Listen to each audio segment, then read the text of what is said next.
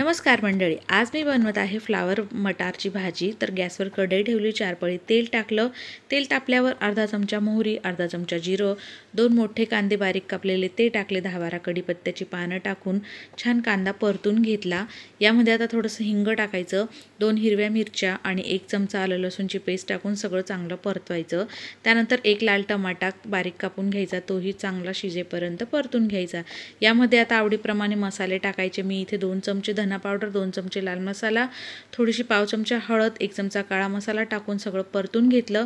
अर्धा किलो फ्लावरचे मस्त छान असे फुलं तोडून घेतले ते टाकले, अर्धा कप फ्रोझन मटार टाकले आणि अर्धा पाऊण ग्लास पाणी टाकायचं, चवीप्रमाणे मीठ टाकायचं, सगळं छान मस्त मिक्स करून घ्यायचं। झाकण ठेवून 15-20 मिनिटं भाजी चांगली शिजवून घ्यायची। गरमागरम आपली फ्लावर वाटाण्याची भाजी तयार आहे। गरमागरम भाकरी चपाती सोबत खा आणि चॅनलला तेवढं जाता सबस्क्राईब करा। धन्यवाद, भेटू नंतर, बाय।